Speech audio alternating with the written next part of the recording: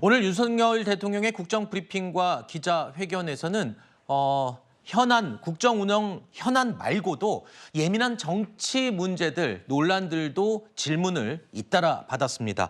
자, 집권 3년차 국정 운영의 방향을 설명한 윤 대통령, 현안들에 대해서 또 이런 질문도 받았습니다. 기자회견은 지난 5월 취임 2주년 기자회견 뒤 110일 만인데요. 오늘 내용 하나씩 들어보겠습니다. 차상병 특검과 관련해서 무슨 청문회를 하지 않았습니까? 저는 지난번 5월 10일 우리 기자회견 때도 수사가 미흡하면 제가 먼저 특검을 하겠다라고 했는데, 제가 볼 때는 언론에서나 많은 국민들이 그 수사 결과에 대해서 특별한 이의를 달기가 어렵다고 저는 보고 있고요. 장병이 사망한 거에 대해서 그 원인과 책임을 제대로 규명하지 않는다면 어떻게 강군을 만들 수 있겠습니까? 그 절차가 아주 엄정하게 진행되고 있다고 생각합니다. 윤석열 대통령은 최상병 사망 사건과 관련해서는 기존에 밝혀왔던 입장을 재확인했습니다. 수사가 제대로 이루어지고 있기 때문에 특검법은 필요가 없다는 입장 다시 한번 명확하게 밝혔죠. 그러니까 수사가 제대로 이루어지고 있지 않다는 그런 여러 정황 증거가 없잖아요.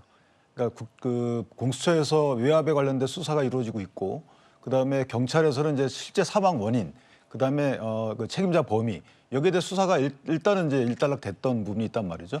이와 과정에서 민주당에서 문제 제기하는 것은 그냥 주관적 평가지, 어떤 객관적인 수사가 제대로 이루어지지 있지 않다는 외압에 징후가 있다거나 이런 것들이 이제 제시하지 못하고 있어요. 거기다가 지난번 대통령도 말했지만 최상병 특검 관련돼서 청문회를 했는데 이 청문회 단계에서도 뭔가 새로운 게 나온 게 없다는 거죠. 그렇다면 기존의 수사가 제대로 이루어지고 있다고 평가할 수밖에 없고, 수사가 제대로 이루어지고 있지 않다는 전제하에 특검을 해야 된다는 이런 기존의 정치권의 주장도 맞지 않다. 그러니까 대통령이 그간에 했던 말에서 변화될 수 있는 변화 요인이 없다. 이렇게 아마 평가한 것 같습니다.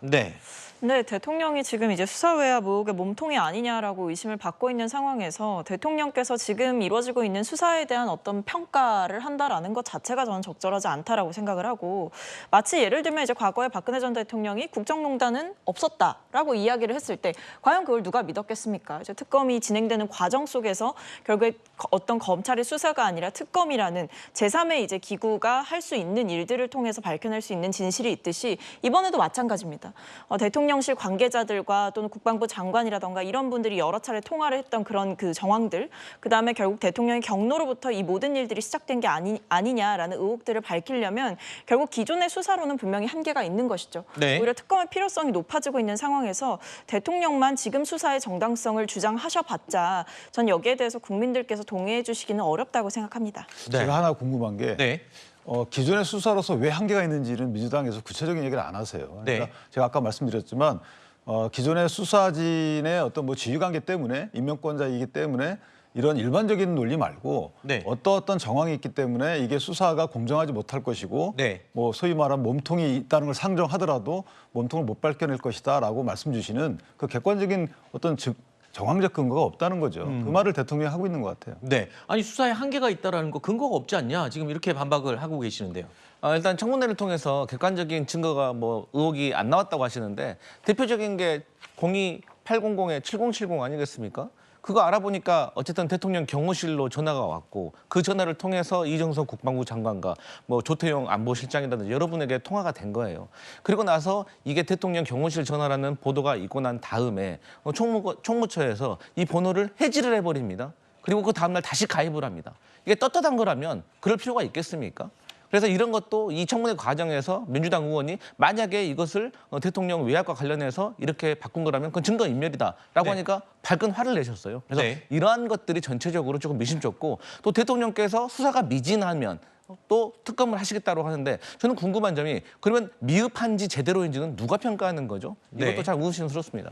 자, 사실 이 전국이 급격히 냉각되고 그리고 여야 관계가 첨예하게 대립하는 여러 가지 사안들 가운데 최상병 특검법이 가장 대표적인 지금 사례인데, 대통령은 어떤 입장일지 최근의 입장을 지금 다시 한번 오늘 확인한 것이거든요.